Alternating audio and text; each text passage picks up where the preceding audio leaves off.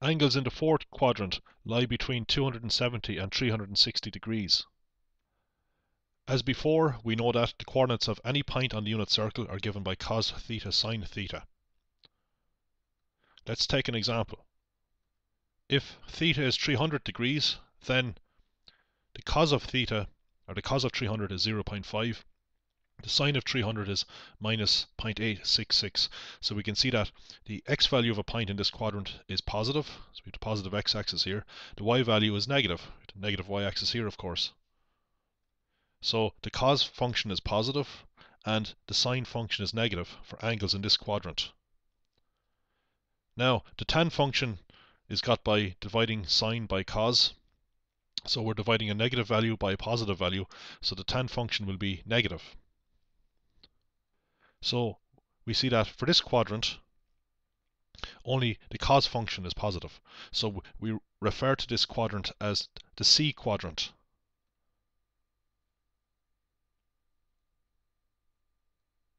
If theta is 360 degrees, it's the same thing as theta equals 0 degrees.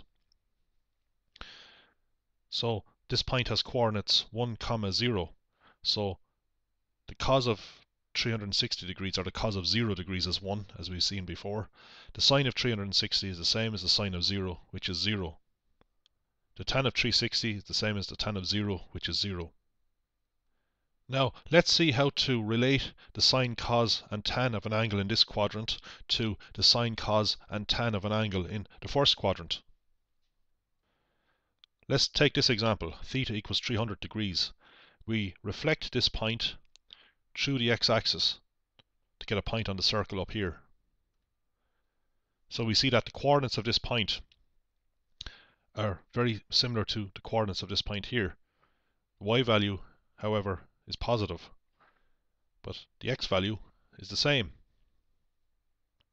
Since theta is 300 degrees, the angle between this radius and the positive x-axis must be 60 degrees. That's 360 minus 300.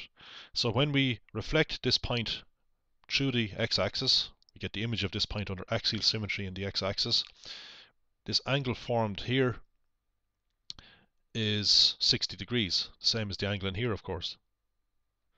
So now we know that the x value of this point is the cos of 60 degrees, and the y value is the sine of 60 degrees. So now we can see the connection between the cos, sine and tan of angles in this quadrant to the cos, sine and tan of acute angles, the corresponding acute angle. This angle A is sometimes called a reference angle.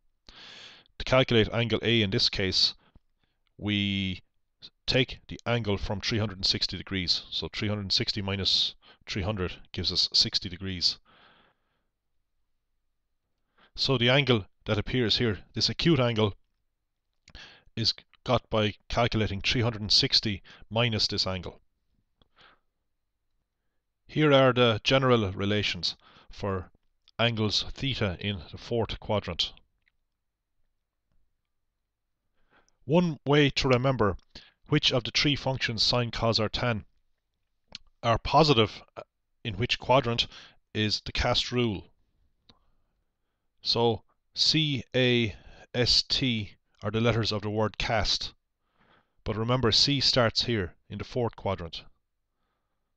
So in this quadrant, only the cosine function is positive. In this quadrant, all of them are positive. In this quadrant, only the sine function is positive. And in this quadrant, only the tan function is positive. So we can see that here. Let's go back to the A quadrant. All the functions are positive. And as we increase the angle, so we get into the second quadrant, we see that only the sine function is positive. The other two are negative. And as we get into the T quadrant, we see that only the tan function is positive. Now, in the C quadrant, we see that only the cos function is positive. The other two are negative.